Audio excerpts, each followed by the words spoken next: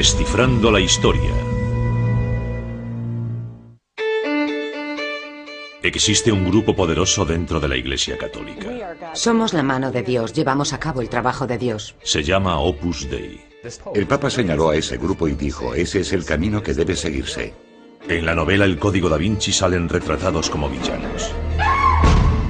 Me duele ver a mi familia del Opus Dei retratada como si fuese una mafia. Es ridículo. En la vida real se lo ha calificado de secta casi secreta. Entregas tu vida, entregas tu dinero, lo entregas todo. Fue el temor al infierno lo que me hizo quedarme tanto tiempo. Sus rituales de autocastigo han suscitado grandes críticas. No lo hago porque me guste, sino porque no me gusta. Eso ha obligado al Opus Dei a expresar su postura. Tenemos un mensaje que la sociedad quiere oír. Queremos propagar nuestro mensaje. ¿Cuál es la verdad que hay tras el Opus Dei? El Opus Dei al descubierto. Todo empezó en 1928 con una inspiración divina experimentada por un devoto sacerdote español. Percibió que Dios le decía que crease una nueva organización integrada por hombres al principio y luego, tras otra visión, por hombres y mujeres, sacerdotes y laicos. Y su objeto no sería dedicarse al culto en una iglesia, sino salir a la calle. Siguiendo lo que él creyó que era una llamada de Dios, el padre José María Escrivá formó un nuevo grupo católico. Después lo denominaría Opus Dei, que en latín significa la obra de Dios. Pero aún después de que su polémico fundador fuese canonizado en 2002, muchos estadounidenses desconocían el Opus Dei. Al menos hasta que el Código da Vinci se publicó un año después. Esta novela narra una conspiración ficticia donde convergen el arte, el cristianismo, la historia y el asesinato. Escrita por Dan Brown, se han vendido más de 40 millones de ejemplares en todo el mundo. Es la típica novela entretenida, fantástica, truculenta e intrigante que agrada leer cuando pasas 2 horas y media en un avión. Brown narra que, oculto en las extraordinarias obras del maestro italiano Leonardo da Vinci, hay un código que desvela un secreto misterioso e importante. En el libro se afirma que María Magdalena tuvo un hijo de Jesús y que durante siglos la Iglesia Católica ha ocultado la verdad. Son inconcebibles, ridículas las cosas que incluye como hechos históricos en el libro. Pero lo triste es que muchas personas se pierden en esas invenciones aderezadas de misterio, y el público no sabe distinguir. A caballo entre lo real y lo ficticio está la descripción del Opus Dei en la novela. El Código da Vinci vincula las actividades del grupo con una siniestra conspiración mundial. Su líder aparece retratado como un villano diabólico, y el personaje clave de ese siniestro complot es un monje despiadado del Opus Dei que mata por encargo.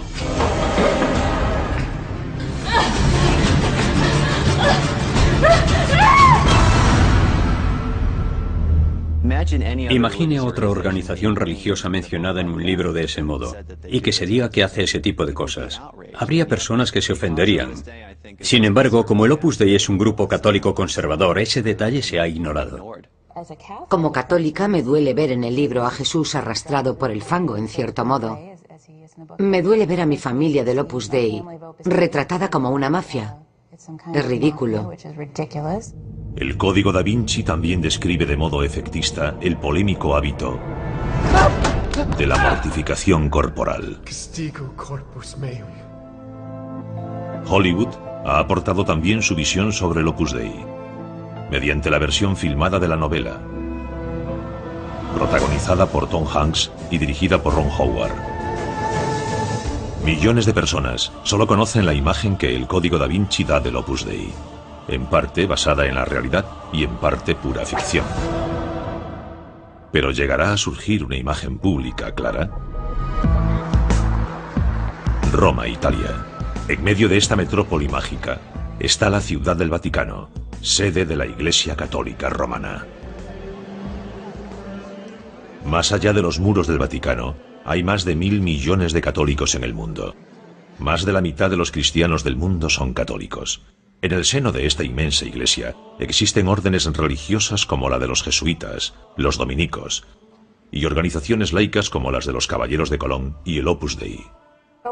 El Opus Dei es un modo de estar en contacto con Dios en la vida cotidiana. no solo el domingo, sino todos los días, en todo momento y circunstancia. El mensaje espiritual del Opus Dei es que uno puede hallar a Dios en el trabajo y la vida diaria, que los laicos, con el ejercicio de su profesión, pueden buscar la santidad, mejorar espiritualmente y así transformar el mundo que los rodea. No te olvides del equipo, intenta ayudar a otro. Si eres un católico conservador, creyente y lleno de fe, a veces no te sentirás cómodo en tu parroquia. Quizá no te sientas a gusto con tus amigos. Lo que el Opus Dei te da es un ambiente donde te sentirás cómodo. El Opus Dei tiene 87.000 miembros en 61 países. Esos miembros son en su mayoría laicos, médicos, bomberos, granjeros, vendedores, unos casados y otros solteros. El 2% son clérigos, entre ellos sacerdotes, obispos y 2 cardenales. Pero no hay monjas ni monjes. Creo que lo más importante que ha hecho el Opus Dei por mí es ayudarme a entender cuál es el equilibrio adecuado para mi vida. El equilibrio correcto entre trabajo, familia, ser esposo, jugar al golf y mi fe en Dios. Estos católicos tan fervientes, a veces llamados católicos ortodoxos, cumplen una rigurosa rutina diaria de misa, oración y formación espiritual. No es como matricularse en un gimnasio. Ser miembro del Opus Dei es una vocación divina. Dios llama a la persona. Muchas personas entran en contacto con el Opus Dei, participan en sus actividades, pero no se unen, porque no es algo para todos. John Allen es el corresponsal del National Catholic Reporter en el Vaticano y autor de un libro reciente sobre el Opus Dei. Hay católicos liberales que nunca han conocido a un miembro del Opus Dei, ni han estado en ninguno de sus centros, ni han leído ningún libro de Escrivá, pero están convencidos de que el Opus Dei es un grupo malvado. A lo largo de los años hay quien ha acusado al Opus Dei de ser una secta clandestina y secreta, con métodos agresivos de reclutamiento, que posee grandes sumas de dinero y que controla el Vaticano. Lo que hago es llamar la atención sobre algo que considero como un cáncer. Arruinan la vida de las personas, destrozan a las familias. Y eso no me parece nada cristiano. Por una parte tenemos a miles de católicos devotos y juiciosos que viven sirviendo al prójimo, lo cual es estupendo. Y por otra, existen problemas con el Opus Dei que hay que abordar. ¿Cómo se convirtieron este pequeño grupo y su enigmático fundador en el blanco de la polémica en el seno de la Iglesia Católica?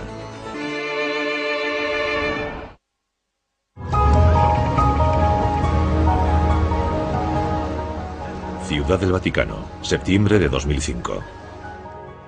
En una hornacina exterior junto a la Basílica de San Pedro, una estatua de mármol de 5 metros de altura del fundador del Opus Dei, San José María Escrivá, es descubierta y bendecida por el Papa Benedicto XVI durante una ceremonia vaticana especial. El prelado del Opus Dei, cabeza mundial de la institución y solo su tercer líder, es el obispo español Javier Echevarría, miembro de la orden desde 1948, gran amigo y secretario personal de Escrivá. En la tierra se comportó como seguramente lo hará en el cielo, con la perfección que solo se concede a las almas que gozan de la visión de Dios. Esta estatua suya que hoy contemplamos es un ejemplo elocuente de esa visión.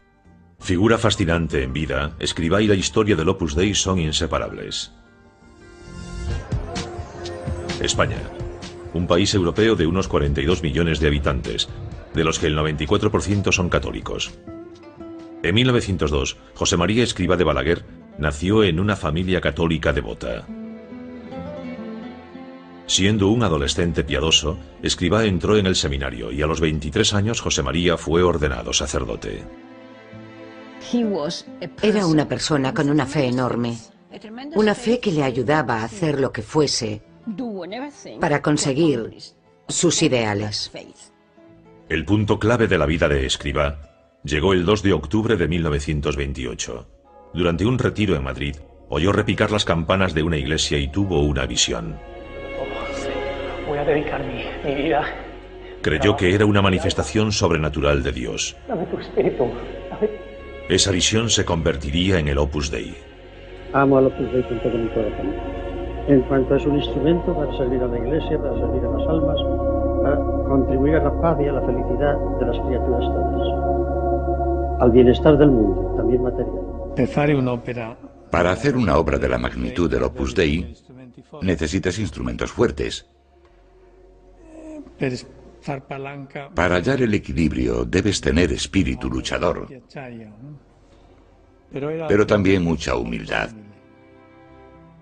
En 1933, Escrivá creó la primera sede del Opus Dei en un pequeño piso de Madrid. Denominada Academia Guía, se convirtió en residencia, en centro de actividades apostólicas y en aula de estudios para alumnos universitarios. Casi nadie se unía al Opus Dei, y los que lo hacían no se quedaban mucho tiempo. Él consideraba que el Opus Dei era algo dado a la Iglesia por Dios, y que duraría siglos, eternamente. Es un simple sacerdote español que vive en Madrid rodeado de unas cuantas personas, y eso requiere una gran fe. Mientras Escrivá nutría a su pequeño grupo espiritual, España estaba sumida en conflictos. Las disputas políticas, económicas y culturales dividían a los españoles. La inestabilidad social desembocó en una guerra civil.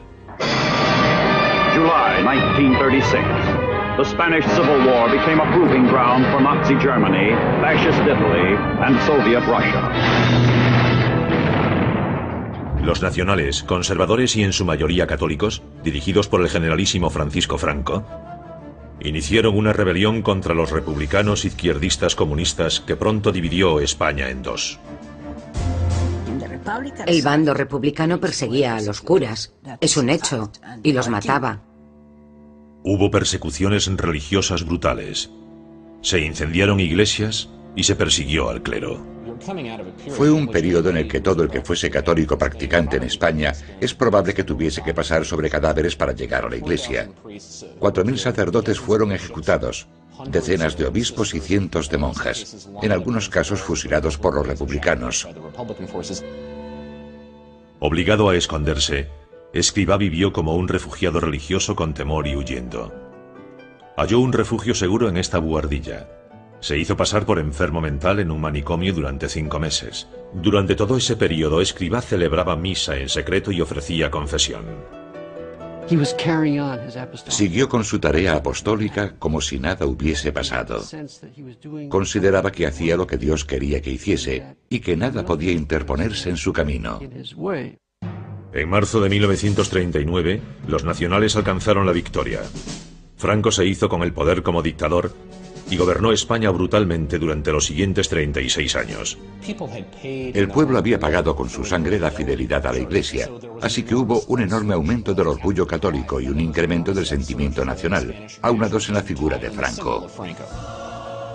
Escrivá y el Opus Dei han sido acusados constantemente de haber apoyado el régimen represivo y fascista de Franco. Es lógico que la Iglesia se sintiese más próxima en determinado momento a los que no la atacaron. Esa es la realidad. No fue una opción política, sino de supervivencia de la fe.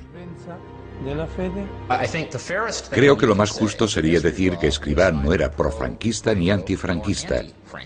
Se ha dicho mucho que debería haberse mostrado más antifranquista, sobre todo porque las injusticias del régimen eran patentes. Optó por seguir su visión, y esta era que como organización el Opus Dei se quedaría al margen de la lucha política. El día que terminó la guerra, Escrivá contempló las ruinas de la Academia Guía. Pero 3 años de horrible guerra civil no habían destruido su idea de crear el Opus Dei. Posteriormente, en 1939, Escrivá publicó Camino, el libro que contenía 999 pasajes cortos conocidos como máximas. Si no te levantas a una hora fija, nunca realizarás tu plan de vida. La obediencia es el camino seguro, la obediencia ciega a tu superior es el camino a la santidad. Escribía cosas para dar ánimo en determinados momentos a esta o aquella alma, y plasmaba ideas que pudiesen ayudar a esas personas. Camino desvela el proyecto espiritual de Escrivá y el Opus Dei. Habla de temas como el carácter, la oración y la táctica, haciendo hincapié en la discreción del grupo. No te apresures a revelar los detalles íntimos de tu apostolado.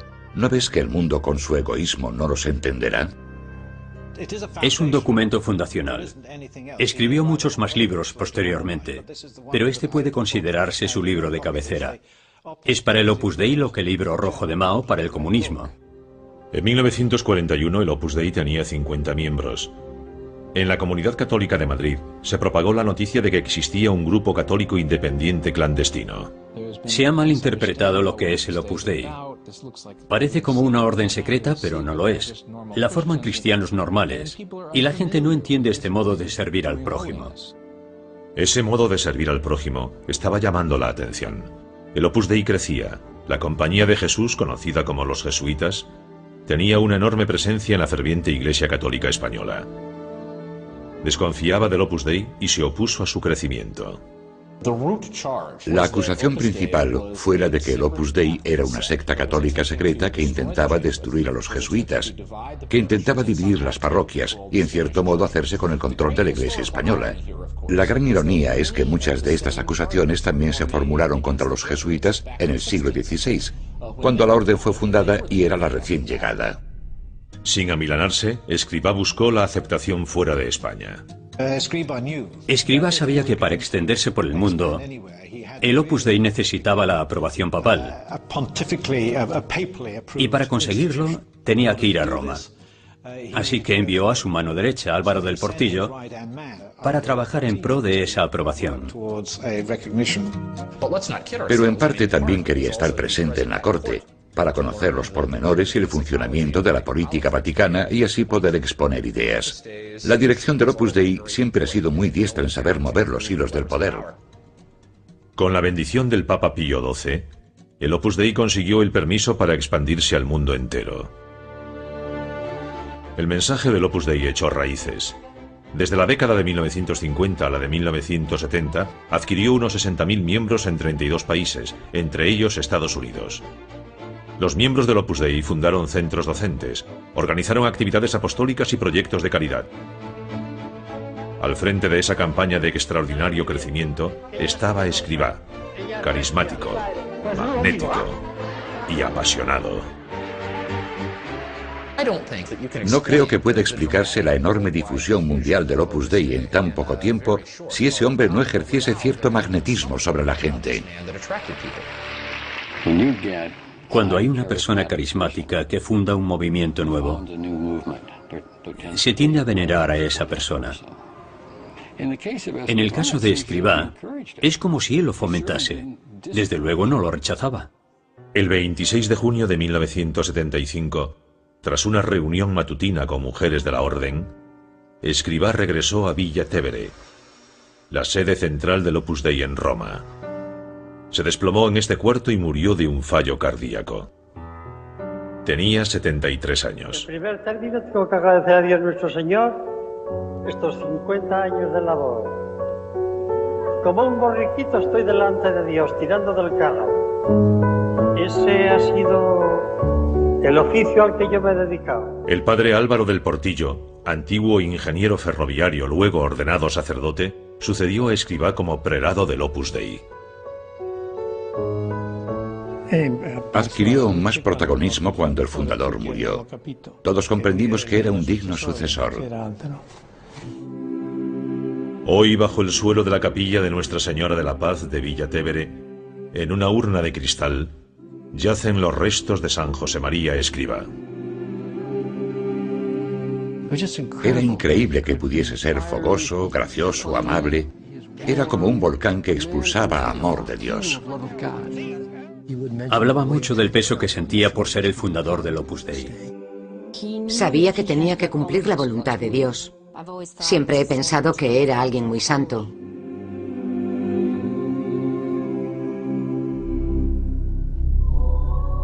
No obstante, los detractores de Escrivá han pintado un retrato más crítico, un lado oscuro. Era muy irascible, tenía muy mal carácter. Era desagradable con los demás, sobre todo con sus subordinados. Sus reprimendas eran terribles. Eran muy duras y tenía un carácter muy fuerte. Siempre me ha dado la impresión de que era un hombre vanidoso, muy pendiente de su imagen, muy preocupado porque los demás supiesen que era un santo. Hijos míos, mis palabras son palabras sobrenaturales. Son palabras de amor para todos. Yo no he querido en mi vida mal a nadie. Quiero bien a todos, y ahora sí. Si lo ves como padre cariñoso, entonces disculpas sus estallidos y los achacas a su carácter fuerte. Pero si lo consideras alguien que dirige una sociedad secreta y controladora, verás ese carácter como un gran defecto. Hoy el mayor legado de Escrivá es el de los 87.000 miembros del Opus Dei. Pero muchas de sus prácticas suscitan sospechas y escepticismo.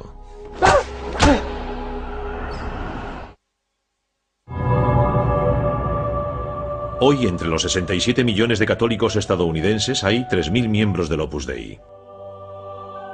Estos católicos conservadores son pocos en número, pero tan corrientes como cualquier vecino nuestro. Soy esposa, madre, cirujana plástica y miembro del Opus Dei. Soy vicepresidente de Recursos Humanos. Soy directora de un colegio. Soy educador. Estoy jubilado, soy ingeniero, hago muchas cosas. Hay gente de todas clases, con personalidades y profesiones variadas. Queremos vivir nuestra fe en serio todos los días. ¿Cómo se hace uno miembro del Opus Dei? No entran en contacto mediante programas televisivos sensacionalistas, sino mediante la lectura de las obras de Escrivá que les presentan otros católicos creyentes. El Opus Dei también recluta a estudiantes católicos, a los que se invita a asistir a retiros y otras reuniones de tipo espiritual. La evangelización es una misión de la Iglesia, no es algo inventado por el Opus Dei. Todo cristiano tiene la obligación de evangelizar. Debemos propagar el mensaje de Cristo. Durante años se les ha acusado de recurrir al engaño, de atraer a personas hacia su orden antes de decirles que se trata del Opus Dei, de presionarlas para que adquieran compromisos antes de que entiendan de qué va la cosa. Nos animaban a buscar más miembros, a hacer amigos, que los llevásemos al centro, que averiguásemos en qué punto estaban de su vida espiritual, si tenían dotes para convertirse en miembros del Opus Dei. El Opus Dei niega que ejerza presión indebida alguna. Dice que los posibles candidatos pasan por un periodo largo de estudio espiritual antes de convertirse en miembros plenos. Desde el primer acto al que asistí, quise unirme al Opus Dei y no me dejaron. Me dijeron, aún no, ve despacio, sin prisas. Tienes que aprender más sobre nosotros. Cuando alguien se une al Opus Dei, pasa por un periodo de 6 años y medio, durante el que puede decir si quiere seguir adelante durante otro año o no. Es libre de permanecer en la orden y también de dejarla. Los miembros pertenecen a varias categorías. Están los supernumerarios, el 70% del total, integrados por parejas casadas como Dow y Shirley Hinderer, que tienen 9 hijos. Para mí el catolicismo es lo que estructura nuestra vida y el Opus Dei es lo que le da color. Nos ha ayudado a vernos como algo más que una pareja, como algo más que unos padres. Ha dado sentido a nuestras vidas como seres humanos, como católicos y como padres. Tienen un programa de conducta, un programa espiritual que siguen a diario como miembros del Opus Dei. Se reúnen una vez por semana para hacer meditación espiritual y para charlar. El objeto es recibir formación espiritual dentro del Opus Dei y luego aplicar esa formación a la vida diaria de cada uno. La segunda categoría mayoritaria es la de los numerarios. Son casi el 30%, hombres y mujeres célibes que viven en centros del Opus Dei y cuyos votos de celibato son un compromiso único en el mundo moderno actual. Esas personas optan por llevar una vida muy controlada y disciplinada de sacrificio espiritual. Si eliges esa vida, tienes que acatar todas sus normas. Y desde luego eso es algo que a los de fuera de la orden les costará entender.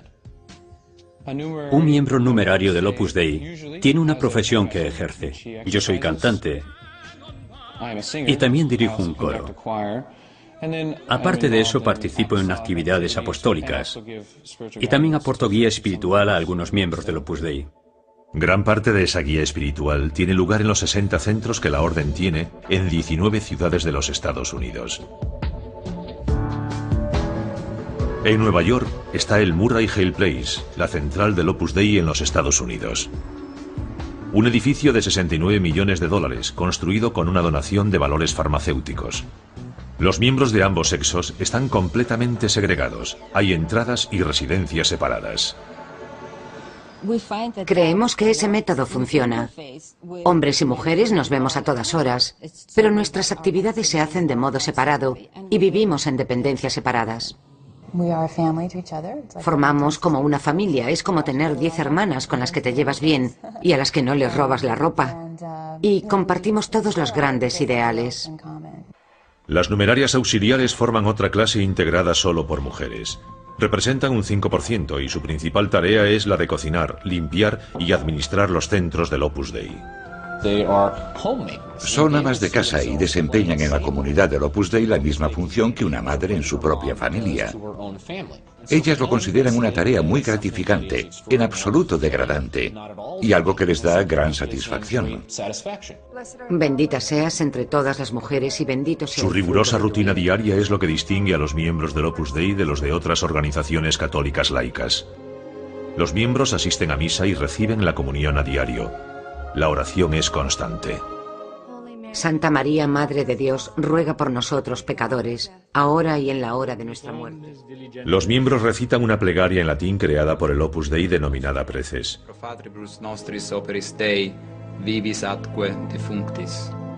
Los numerarios son los soldados espirituales de vanguardia del Opus Dei, disponibles a todas horas para la orden.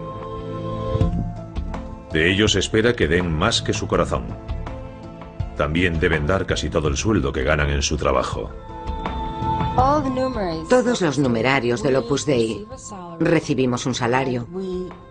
Y con nuestro salario, evidentemente, pagamos nuestros gastos personales. Y los gastos que tengamos. Y como norma, donamos el resto al Opus Dei para apoyar el apostolado. Hay que decir que los apóstoles hacían lo mismo. Vivían en régimen comunal. La iglesia cristiana primitiva lo hacía. Así que, en cierto modo, viven de forma más cristiana que otros católicos. Tal vez el aspecto más polémico de la vida en el Opus Dei es la práctica del castigo corporal. Actos de autocastigo o dolor voluntario como penitencia. Una especie de sacrificio corporal. Hay que entender que la mortificación corporal es una disciplina espiritual de larga tradición en la Iglesia Católica y que la practican muchas personas que no son del Opus Dei. La Madre Teresa usaba un pequeño látigo, el Padre Pío una camisa de pelo, el látigo y el cilicio. Es un modo de participar en el sufrimiento de Cristo en la cruz. Y también como recordatorio del dolor y sufrimiento del mundo y una especie de dominio sobre la carne. En el Código da Vinci, el malvado monje Silas practica una forma de mortificación dolorosa y sangrienta.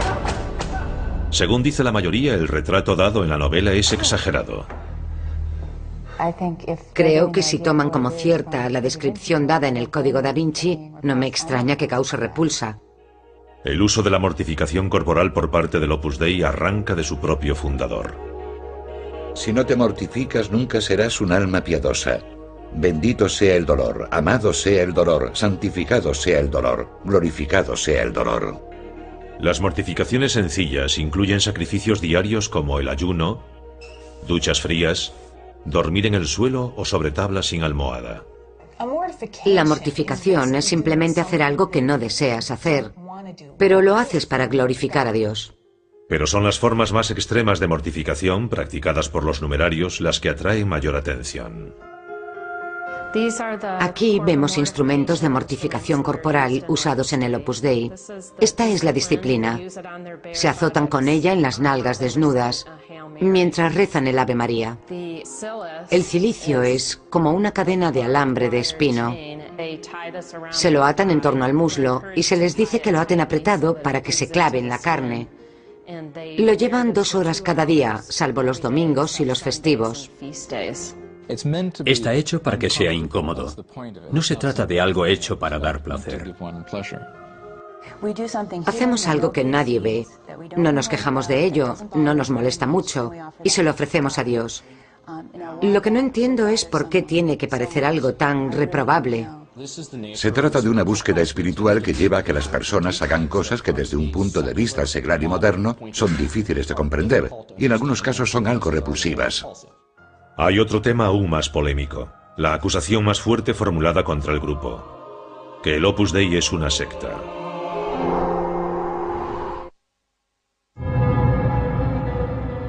En décadas recientes, el Opus Dei se ha enfrentado a la acusación de ser una secta religiosa peligrosa. Prácticamente todas las críticas van contra el estilo de vida de los fervientes numerarios, que viven en los centros del Opus Dei. Se les revisa el correo, y su elección de libros, películas y entretenimiento necesita aprobación. Es un ambiente controlado en el que casi nunca estás solo. Empecé a plantearme hasta qué punto el Opus Dei influía y te controlaba la vida y tu forma de pensar. Fue el temor al infierno lo que me hizo quedarme tanto tiempo. Me dijeron que era una vocación divina y que si abandonaba mi vocación iría al infierno. Te exigen obediencia ciega y llega un punto en que no cuestionas nada. Ahí reside su carácter sectario, eso es lo que la hace destructiva y dañina para el individuo. Es triste que una chica de 17 años entregue toda su vida a su familia por Dios. ¿Pero para qué? Tras unirse siendo adolescente en 1985, Colin O'Neill cocinó y limpió como auxiliar numeraria en varios centros del Opus Dei en los Estados Unidos. Cuando me uní al Opus Dei me dijeron, no puedes llamar a tu familia, ni puedes visitarla. No llamamos a la familia, ni la visitamos. Dije, de acuerdo, y respeté la norma. Cuando uno adquiere un compromiso, sobre todo si se compromete al celibato y a ir a cualquier parte y hacer cualquier cosa para servir a Dios, quizá no tenga tanto tiempo para su familia como antes. Mis padres se enfadaron, decían, ¿pero qué demonios pasa? ¿Por qué no nos llamas? ¿Por qué no nos visitas? Cuando me cuentan casos de hijos que se han unido al Opus Dei y que los han separado de sus padres, me quedo horrorizado. Eso no es lo que predica la Iglesia Católica. El Opus Dei niega que se aísle a los miembros completamente de sus familias. Tienen también otra familia que han adquirido por elección propia y tienen compromisos con esa familia, así que deben buscar un equilibrio, igual que una persona casada debe buscar un equilibrio entre dos familias. Pese a alguna duda creciente sobre su compromiso con el Opus Dei, O'Neill cumplió lealmente con su vocación. Estoy en esto para siempre, porque sabes que Dios te ha llamado para hacerlo y pase lo que pase vas a mantenerte fiel. Te dedicarás a esto el resto de tu vida. Cuando te enfrentas a una secta en la que hay un control total de la información, no solo externamente, en el entorno físico, también hay un control interno respecto a la comunicación con uno mismo. No tienes libertad psicológica para marcharte. Es como estar en una cárcel en la que no sabes que estás y no puedes salir de ella. Tras 20 años como miembro del Opus Dei, O'Neill tomó una decisión dolorosa. Me di cuenta de que me controlaban mentalmente y que aquello no estaba bien. Y que si mi vocación no provenía de Dios y no era sobrenatural ni divina, entonces, ¿qué hacía allí? En abril de 2005, O'Neill desapareció. La policía y el FBI pensaron que la habían secuestrado. En realidad estaba recluida en un hotel con una desprogramadora de sectarios contratada por su familia. El caso de Colin era bastante típico. Estaba incómoda interiormente, deseaba tener libertad, pero al mismo tiempo no quería dejar el grupo ni dejar de cumplir la voluntad de Dios en su vocación. Abandonas tu vida, entregas todo tu dinero, todo, absolutamente todo. Y cuando estás dentro te recuerdan constantemente que se lo has dado todo a Dios. Es cierto que hay personas que han sufrido, porque la vocación a menudo te exige que le dediques la parte más íntima de tu ser, y es algo que resulta muy duro. Y los comprendo perfectamente, porque a veces dedican toda su vida a una tarea que después ven que no es para ellos. Estas son las de Nicola, la madre Diane y la hija Tammy. En 1987, Tammy ingresó en el Boston College, donde la reclutaron para el Opus Dei y pasó 2 años y medio como miembro de la orden.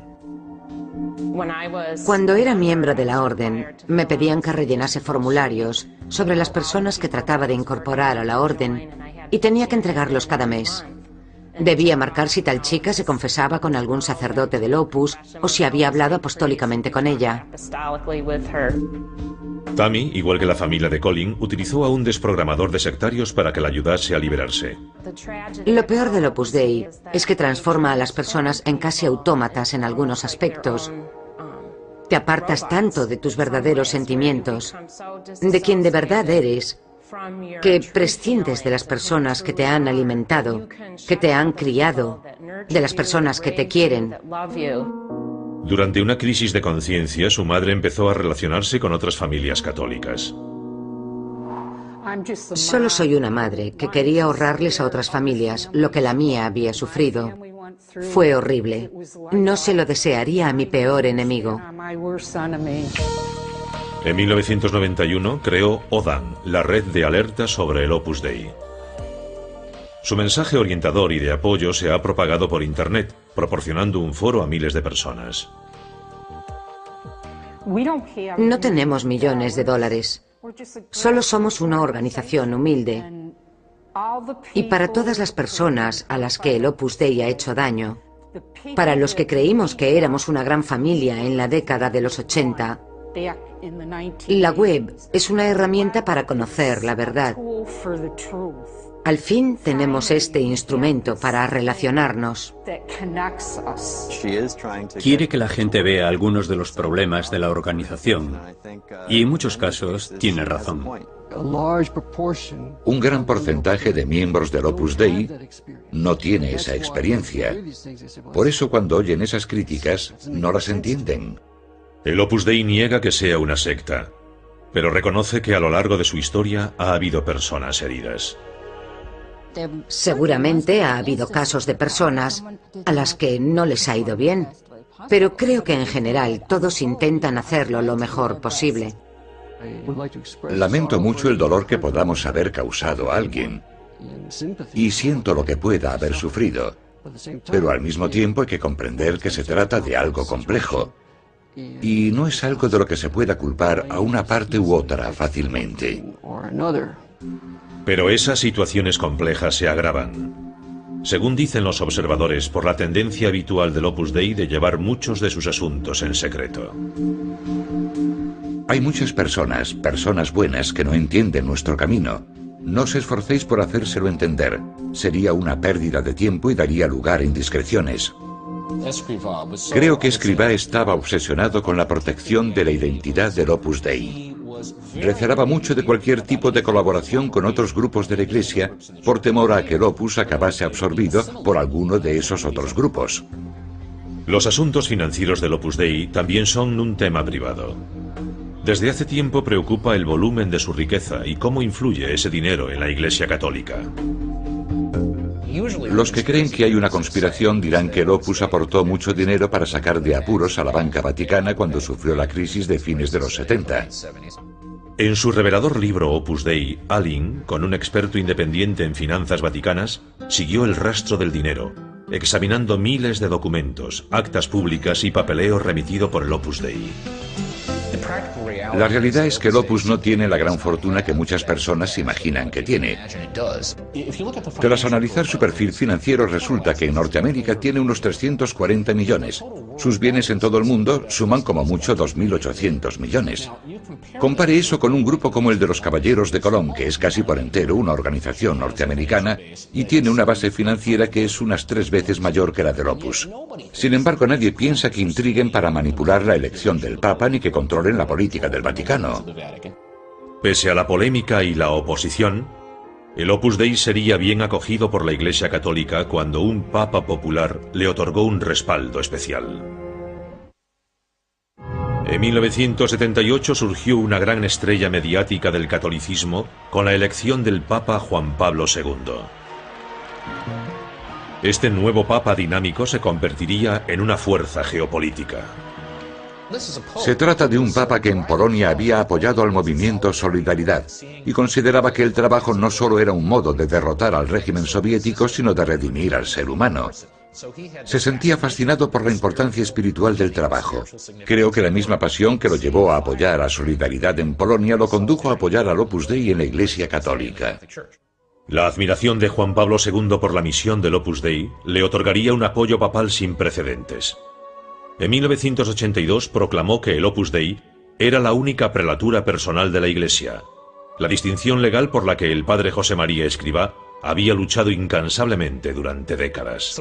Una prelatura personal significa que los miembros del Opus, su cuidado espiritual, su programa personalizado de oración, están bajo la jurisdicción del prelado, del obispo del Opus, en vez de bajo la del obispo de la diócesis local. El Opus Dei ya tenía la aprobación que buscaba, lograda en solo 54 años, un tiempo récord según el baremo eclesiástico. Algunos observadores eclesiásticos lo consideraron el pago de un favor especial. Como única prelatura personal, el Opus Dei queda por encima de todas las demás organizaciones laicas de la Iglesia. Y la pregunta es, ¿qué utilidad tiene eso? Después, en 2002, en una ceremonia en la Plaza de San Pedro presenciada por 300.000 personas, este sacerdote español de pueblo se convirtió en el santo José María Escrivá de la Iglesia Católica Romana. Fue algo muy importante para el Opus. En algunos aspectos, el Opus era una organización muy débil. Existe casi al margen del catolicismo. Y en ese sentido no hay otra organización igual. No tiene una estructura reconocida por muchos católicos. Y por otra parte estaba en sus enseñanzas, muy criticada siempre. Pese a la elevada posición de Escrivá en la Iglesia, su proceso de canonización suscitó muchas críticas. Escrivá pasó por encima de muchos otros candidatos.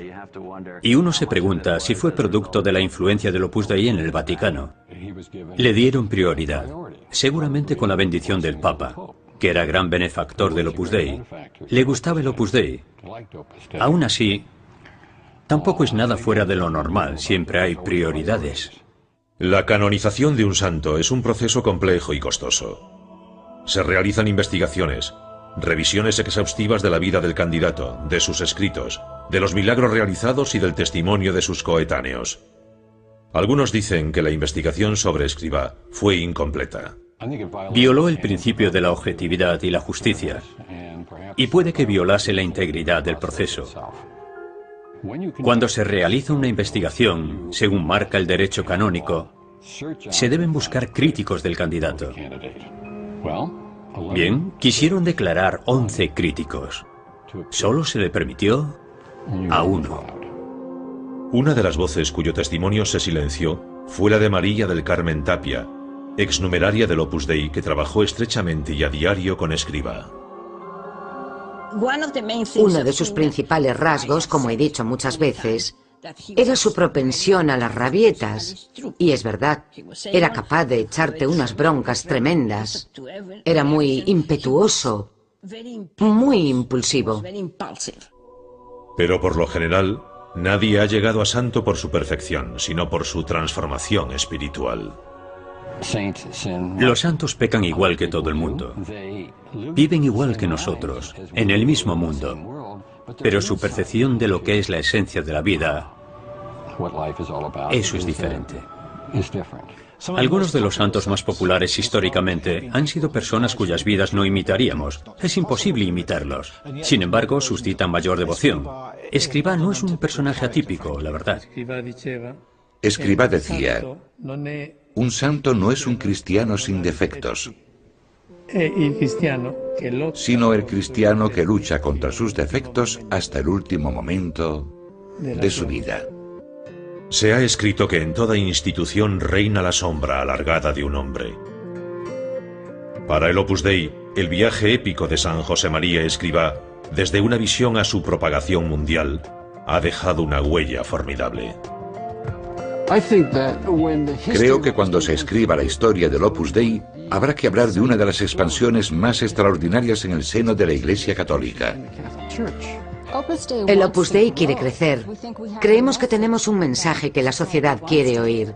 Queremos propagar nuestro mensaje. No me extraña que el Opus Dei haya acabado en el Código da Vinci, ni que se la tome como paradigma de las organizaciones secretas y temibles. Ellos mismos se crearon esa fama. Pueden cambiarla. Es igual hoy que hace 50 años. Por el amor de Dios, si quieren sobrevivir, deben cambiar. Porque la vida es un cambio constante. Hemos aprendido muchas cosas en estos 50 años de trabajo del Opus Dei en Norteamérica. Hemos mejorado mucho y espero que los problemas disminuyan. El Opus Dei dice que la conversión del mundo seglar puede lograrse mediante una casta de hombres con alzacuellos, alejados del mundo y que se dedican a soltar sermones. Hay que hacerlo mediante personas laicas que vivan y se muevan dentro de ese mundo seglar. Ese es el reto perpetuo de la Iglesia y todavía no se sabe si funcionará.